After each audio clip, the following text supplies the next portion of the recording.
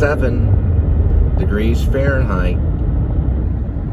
We're at, I knew it was going to do that, 211,112,000 miles on the odometer. It is April 9th, 2024, the day after total solar eclipse right here in this area. If it was like this yesterday, we wouldn't have seen it. But there was cloud cover, but there was a gap at the right time of totality where you could see the little black circle. It got very dark. The crickets came out. You could hear roosters crowing. Well, I couldn't, but other people could. There were birds chirping. It was as if it was night. The temperature dropped. People just, energy levels spiked. It was a great little moment. A few cuss words, but I couldn't really hear it on the speaker when I went back. If you had a louder television, you might could hear a few things. I kind of said, okay, well, that one wasn't a curse word and all that kind of stuff. But I kind of remind some of the people that YouTube likes to, keep it G-rated. Someone could have said, well, heck it, there's the eclipse. And that probably would have been okay. Or fiddlesticks, look at that, cloud that shouldn't be there or whatever, right? But it was open, you could see it. And there was the moon in front of the sun. And that was the total eclipse. Very glad to get that. Today, before I left today, I watched we're in 2024, by the way. It's April 9th. I watched the 2014 final show of David Letterman. One of my favorites, driving a Kia. David Letterman was on the air for 30 years. Someone talked about a morning show. I don't ever remember a morning show at all. I wish I could recall it. But yeah, I watched it. It ended with the Foo Fighters. I thought that was interesting.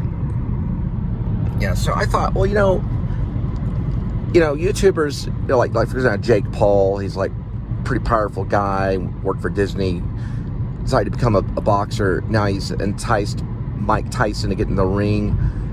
He'll probably have YouTube vloggers all around. We know he's with YouTube. We know he's a phenomenon, a star. And I thought, well, if this show got like, let's say, 500 million subscribers or whatever it is, I don't think it goes that high, but I think a few. I'll have to look at records, but let's say 1 million subscribers or whatever it may, whatever it ends up, whatever God plans. And I'm powerful enough to say, hey, David Letterman, what are you doing? Have you shaved? Are you still doing the Joaquin Phoenix thing? Know about the allegations, forget about it, who cares? Let's do a remake version, talk to some people, studio stuff, a fake David Letterman show. You come in and play the character of this guy named David Letterman. You ever heard of him?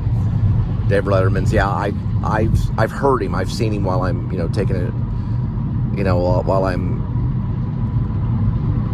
shaving or whatever, He's like, yeah, I know who you're talking about. And let's give it a try. And we'll get Harmony Korine, and I could talk to him about Gummo. And it would be like a one-night revamp of David Letterman. I don't know. Sometimes the endings of things are just better to leave it at the ending. You got the Foo Fighters already, doing Everlong, and it'd be weird. But it's an idea, and so it's good to kind of talk about it, get it off my chest. Look at all of that. So one of my dreams whenever I was studying acting at Texas Wesleyan before I left to UNT in Denton and then left to Hollywood and then left to New York and went on my little mission of trying to get as much work as I could was to eventually make it onto the David Letterman show. And a friend of mine had the same dream, and we were driving, and he said one time he was at a party in Dallas. He was coming back to Fort Worth, and the only thing he thought about all the way there was what questions would he propose, or what would be said, what would he talk about when he was being interviewed by David Letterman, And he would organize all these different thoughts, this whole monologue or this whole whatever. I did the same thing all the time. Like, what would I say, you know? It depends on what I've done before, because usually they're slugging something. You know, there's a slug line, or they're advertising something. You know, they're, what's it called? Don't remember. Tom D.N.Y.C. says it all the time. Sick plug. Yeah, sick plug. There'd be a plug somewhere of something because of that love. But anyway, I don't know. Love Jesus anyway. So, no extra stuff on Cat Named Crook now for the little screenplay. But I went through all these different, when I was watching David Letterman, I was thinking, you know, he would be good for Hopperhead, or he would be good for Bird, because I didn't put ages on any of the characters, other than who I've already kind of casted in my head. I was thinking, well, Carrie, that would be a risk, you know. Jeff Daniels, totally cool, because it's always cool to see someone really friendly to play a villain. You know, like Albert Brooks did in Drive, that kind of thing. I thought, I wonder if Henry Winkler would be a good villain. And then he's such a charming, kind of nice guy. And I started thinking, and I saw Carrey, of course, Jim Carrey, in all these different interviews. And then there was, of course, Adam Sandler. He was kind of groaning with Henry Winkler, and I thought that was kind of cool. And then there was Steve Martin, and I was like, that would be a great little villain, a little mustache or something. And of course, Seinfeld, but he doesn't call himself an actor. Butterflies in the Garden, April 14th. We got dinosaurs now, Botanic Gardens. And I was just thinking, you know, any of them, any comic actor or any comic genius, even a stand-up comedian, any of them can play a great villain. They really can. It could be anybody. But, you know, what about if I got a little funding, and I was thinking about Drake Dormus today, but if I found some type of funding, a little bit of money to launch it off, what about if I just used a bunch of unknown actors? People that I know. You know, the guy I know is Eric Soderbergh. Of course, you know, he's connected to a lot of commercials and stuff like that that's out in L.A. You know, it's been on Nickelodeon and all this other stuff. And then I thought, well, what if I use like just this no-name cast, and then really just worked hard at it, you know? Because when you get a star and you can put that star on board, it kind of becomes about them rather than the story. Everybody knows that. And there has been some one-hit wonders, you know, Racerhead being one of them. Of course, I love that surreal. Casa Manana, Mary Poppins already coming up. And then, of course, Grease in June. But you never know, you know, you never know. And I don't know, like, surrealism, which they're doing a thing on surrealism right now at the Modern Art Museum, right over here. I've got Surrealism and Us going on. I look again at Kimball, and then surrealism is over there. The Modern, that's where I used to live, right there off Darnell. But I'm thinking to myself, you know, maybe moments of surreality, moments of what is surreal. 2 films, Blue Velvet, and then bringing in this thing, No Country for Old Men. First one, 555-9, 2.9.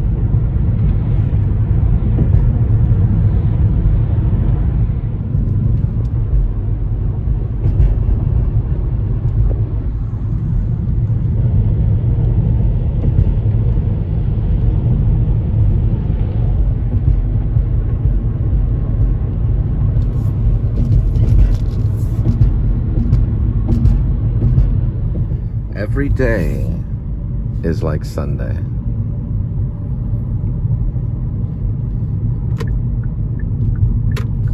Silent and pray. Sundays are silent. Here's some architect here. We're not Sunday today. And then this is like I guess the Omni. But look at the balconies. That is antique. It's historic. It's on the register. It's on the National Register for Historic and Endangered Buildings. 1931. They went into business in 1933. They stood it up in 1931. It's neo-classicism mixed with Baroque. It's got one name in there if know the name, leave a comment. It's hard to, you can find it on Wikipedia. It's hard to pronounce, but it means three things: neoclassicism, Renaissance. It also means, I think it's French, sorry, French neoclassic, Baroque, and a third one, probably a combination, French neoclassic Renaissance. I have to restudy that one. Look at this one though. I want to say, I'm going to go by that and see the denomination of that church. I want to say that's actually Protestant. Look at that thing. If that's on a filming location, what it is.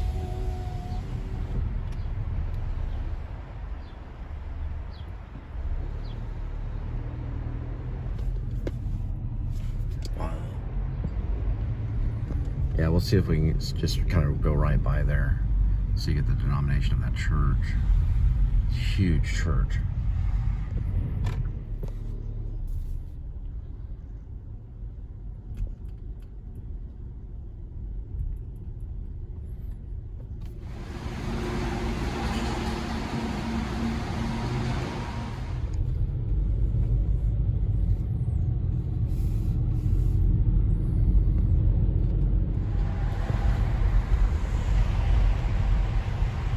Look at this burger right here.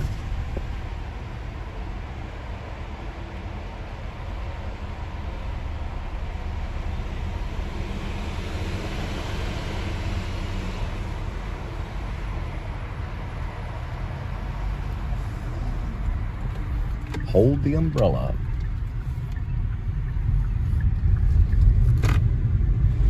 Yeah, those murals are kind of crazy.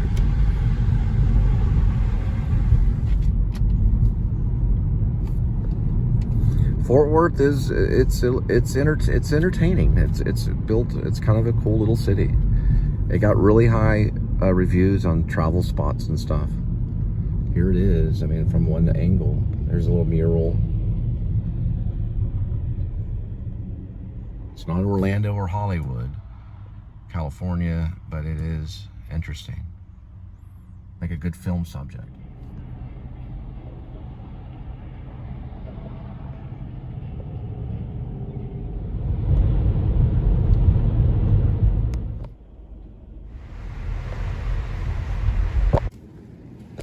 Next one, 621.5, 2.9.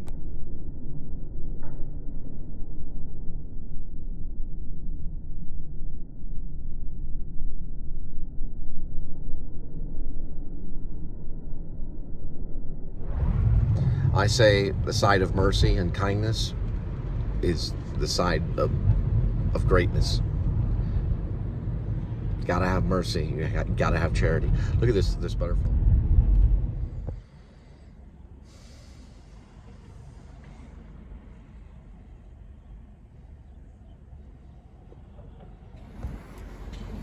All right, 65941.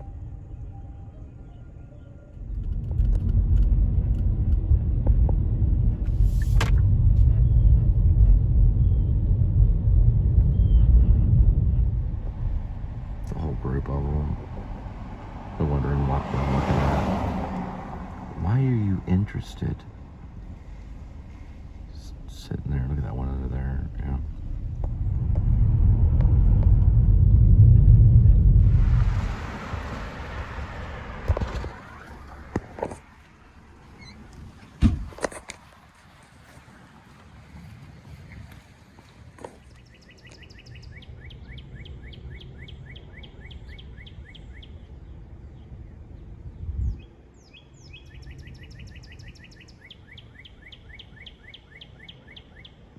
All right, I put on the album Nothing Shocking by Jane's Addiction. Linda and I actually rehearsed Jane Says, which is on a different album, I believe. Or it might be on that one.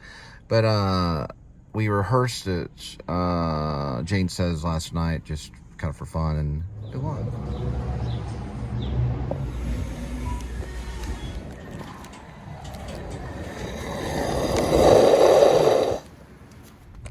Look looking for something called the Corner Tap Room. I don't remember seeing it anywhere.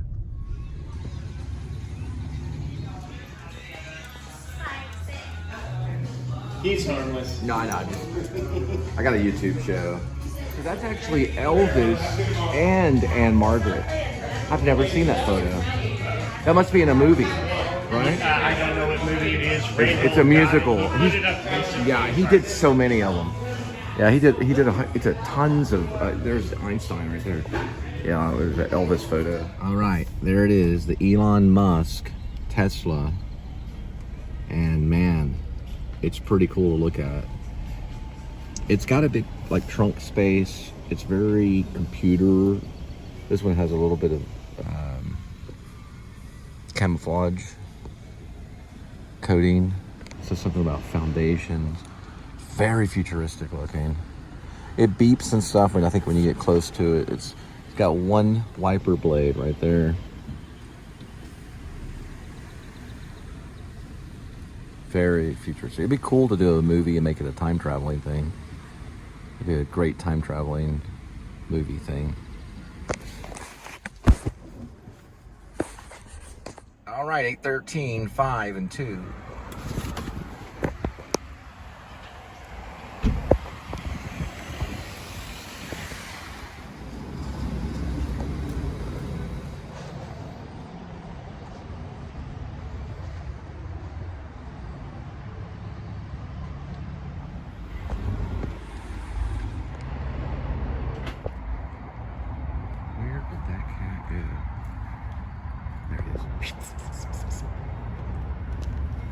Exactly like Edmund.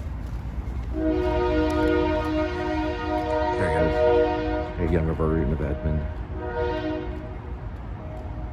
Just trying to get the markings.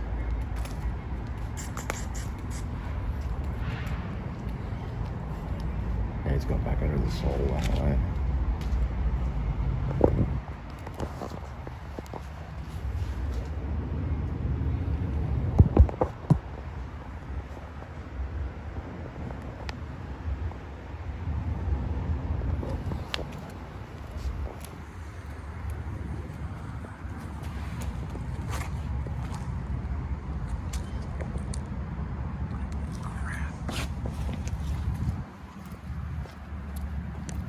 He's not stocky enough to be Edmund.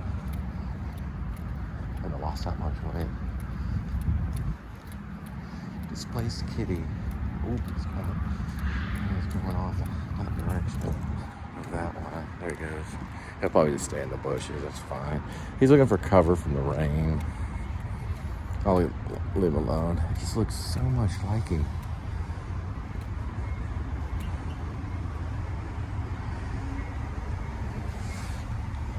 How do you do that?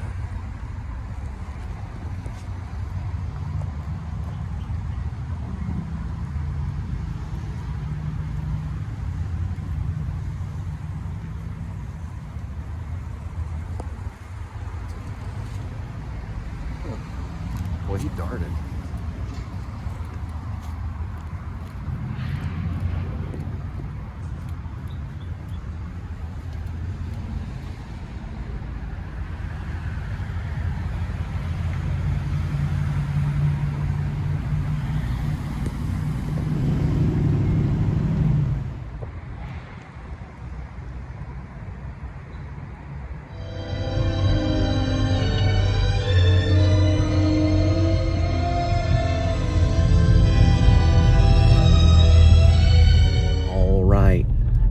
Looks like another night of delivery. I guess we'll go ahead and head back and see Linda and Kitty. Meow.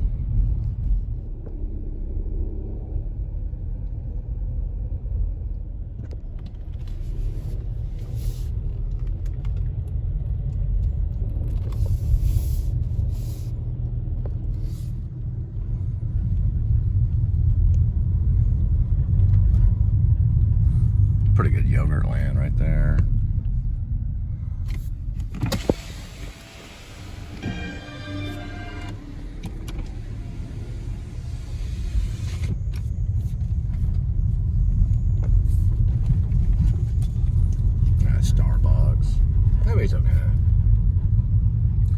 I've been to this natural grocery. It's organic, 100%. 100% produce. So I guess it's fully produce.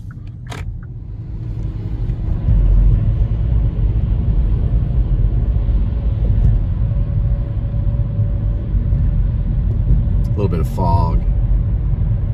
Not a whole lot, but a little bit.